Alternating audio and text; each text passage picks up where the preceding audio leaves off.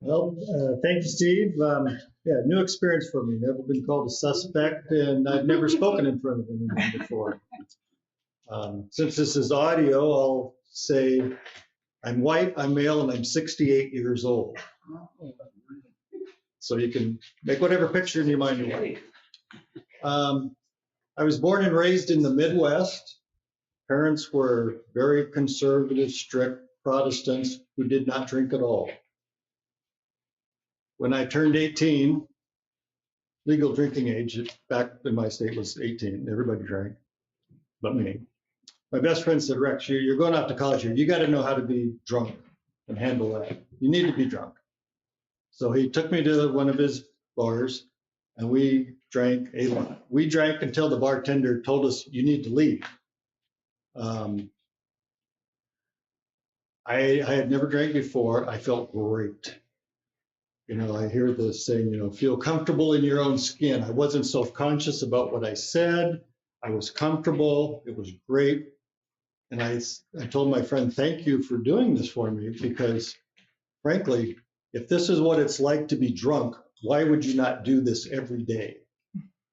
And for the next 29 years, I probably missed less than 5 days in 29 years not drinking. I drank every day. Went out to college, was a blackout drunk from the get-go. Young in college, there were lots of drugs around, even in the Midwest. So I found drugs, I found alcohol. Some of the drugs I actually like better than alcohol, but alcohol was cheap and I was on a budget trying to get through college.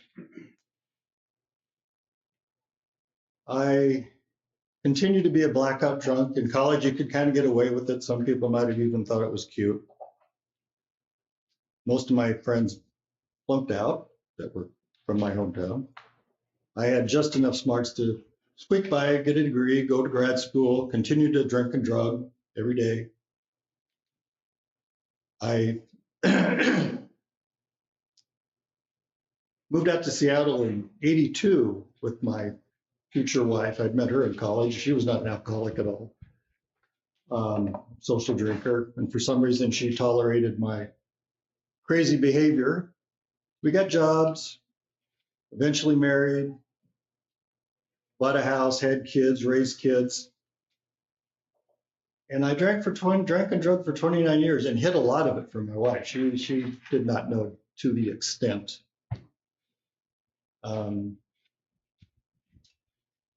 I suppose some people would say I was a functional alcoholic. I kind of hate to use that term. What an oxymoron. I never got fired from a job, never lost custody of my children. But after 29 years of putting drugs and alcohol in myself every day, I had become very depressed, withdrawn, had no friends, had no self-image, and was thinking about suicide all the time. The only thing that was keeping me going was I wanted to make a paycheck long enough to get my kids through college and pay that off. Then I could commit suicide and have, quote, a clear conscience. So I was a mess. You know, I was acting like a teenager, 47 years old, trying to live in an adult world, hold jobs, raise kids, do the little league stuff. Very active in my kids' life, remodeling houses, being in business. And my wife finally couldn't take it anymore. Says, if you can't control your drinking, I'm going to divorce you. So I'm suicidal, no friends. My wife's going to leave me. I didn't know what to do because all my ideas about how to live clearly no longer worked as an adult after 29 years of drinking and drugging. I did not know any alcoholics. I didn't know anything about AA. I didn't know if anybody had ever been through the program. What preconceptions I had were not good about AA because it was often the butt of jokes and comedy. But I was desperate, so I opened the phone book, which we had 20 years ago, and I looked up AA, and it said Seattle Intergroup down here. So I thought, I'll go. I was actually working in Georgetown at the time. So on a Friday at lunch hour, I come in here for the very first time, and I go to the counter and said, I have a problem with alcohol. Can you help me drink less? And they said, well, you should buy a big book and go to meetings. Saying, well, okay, I kind of figured that might be the plan. So I bought a big book and I read it that weekend, not just a couple chapters. I read it cover to cover, and that was life changing for me because I had never talked to anybody or read anything that spoke my language. In fact, when I read the big book that weekend, I didn't believe any of these stories were even true. I thought this is great PR for this organization, but clearly whoever wrote this knew what it was like to have cravings and be an alcoholic or a drug addict. So after that, I didn't drink that weekend.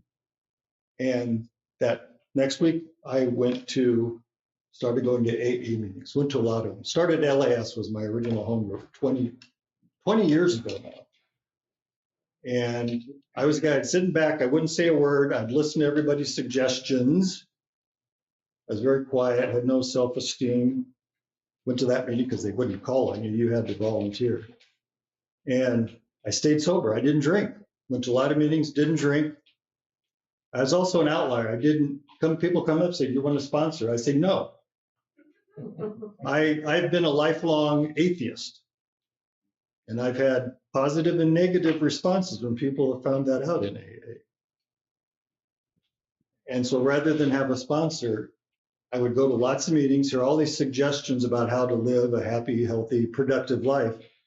And I'd go to Barnes & Noble 2-3 times a week, and I'd pull books off the shelf. I'd read on alcoholism, depression, suicide, spirituality, religion, prayer, meditation. And I'd hear suggestions at AA, some of which I didn't agree with in the beginning, couldn't relate to, didn't agree with. I hear like one early meeting, the topic seemed to be codependency. I'd say, that person's obviously in therapy. What the hell is that? Mm-hmm. So I'd go and I'd read books on codependency, and I'd say, oh, that explains my childhood. I understand the dynamics now.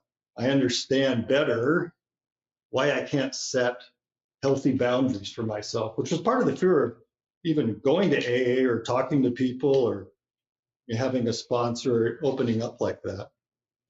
But I went to lots of meetings, stayed sober. My life got much better. Cravings slowly went away. It was hard in the beginning not to submit to cravings. I would think about drugs and alcohol 5-6 times an hour, every hour on the day. If I was awake, I was thinking about drugs and alcohol after 29 years.